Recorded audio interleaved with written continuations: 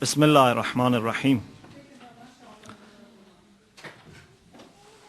لا حول ولا قوة إلا بالله العلي العظيم الحمد لله رب العالمين وصلى الله على سيدنا ونبينا أبي القاسم المصطفى محمد وعلى آله الطيبين الطاهرين لا سيما بقية الله في الأرضين عجل الله تعالى فرجه الشريف وجعلنا من أعوانه وأنصاره. In the last session we talked about the benefits of self-knowledge, and something which is very important is to realize that every single act, every single memory, thought, idea, intention may have some effect upon our soul. And then I promised to talk about the difference between morality and law, between akhlaq and fiqh, which you find it in the book, but because of its significance we need to talk about it more. Normally we say that Islamic teachings can be divided into three major areas. One is beliefs, those things that we should believe, those things that we should know and accept. It's not just enough that we know, we must also know and accept, admit. Like, for example, we should know that there is God, and in addition to knowing that there is God, we must be able to commit ourselves to this faith, to declare this, to admit this. Or, for example, we should believe in the necessity of being guided through revelation. There is a need for prophets to come and help us in understanding what is right and what is wrong. Also, for example, the faith in resurrection. So these are beliefs, which is very important part of any religion. The second major area is what we are told, we are taught to do or not to do. What are our religious obligations, our religious requirements? What should our practice be? This is what we call Sharia. And we believe that Islamic Sharia governs every aspect of human life. Whether it is personal life, it's family life, society, business, whatsoever, there is some kind of guidance from Sharia about that matter. And this is where we believe that everything, either it is compulsory, obligatory, wajib, or it is mustahab, which means recommended, or it is mubah, which is permitted, or it is recommended not to do. It's better not to do it. But if you do it, it's not considered as a sin, and this is makruh, disliked. And those things which are totally prohibited, and these are haram.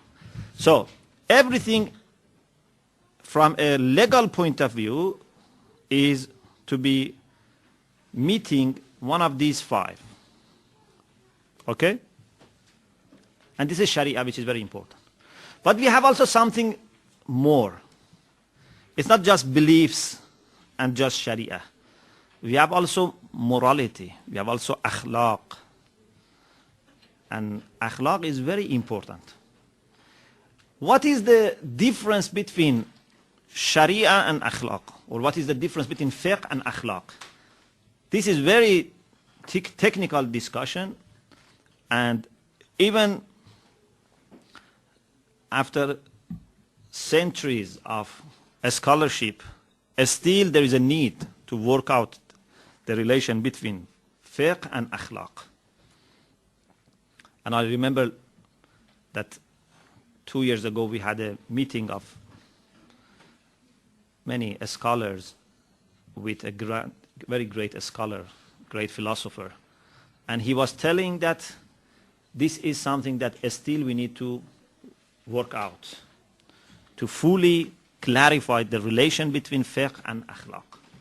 So what I'm going to, inshallah, do is to give you some idea that help you to understand the difference between fiqh and akhlaq.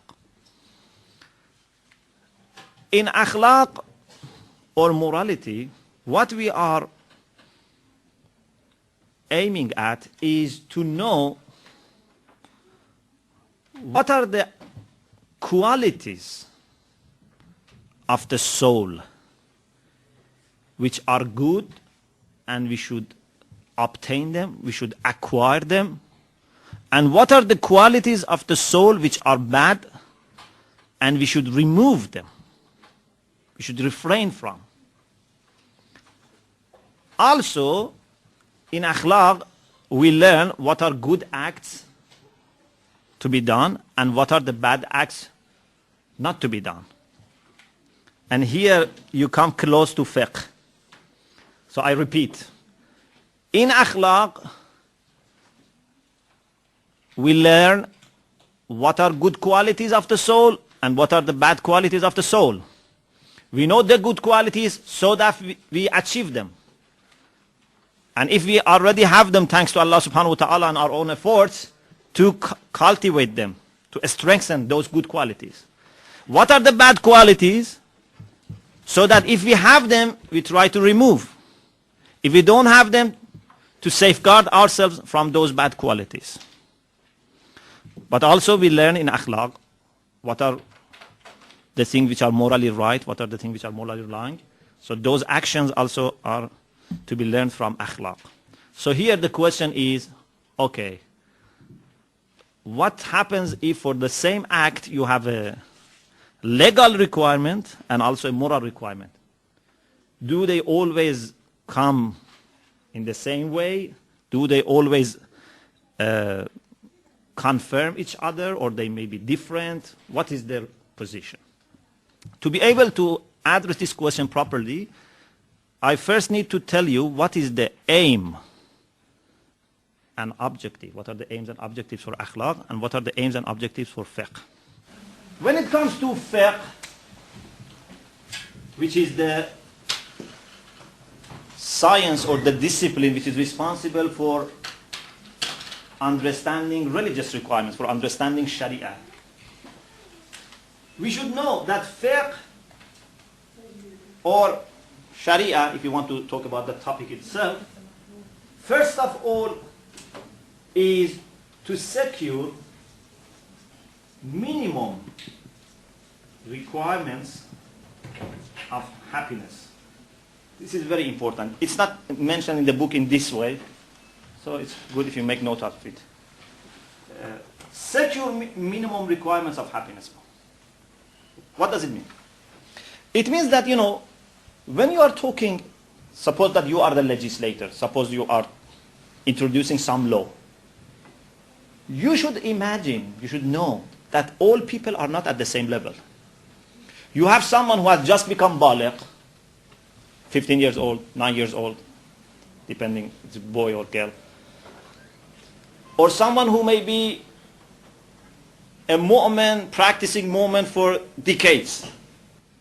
Someone may be educated, someone may be uneducated. Someone may be a scholar, someone may be lay people. So you should know that you cannot be too ambitious. Whenever you are legislating, you should always consider what can be expected from every person. What can be expected from average. This is very important. In law, you are mostly concerned with the average people.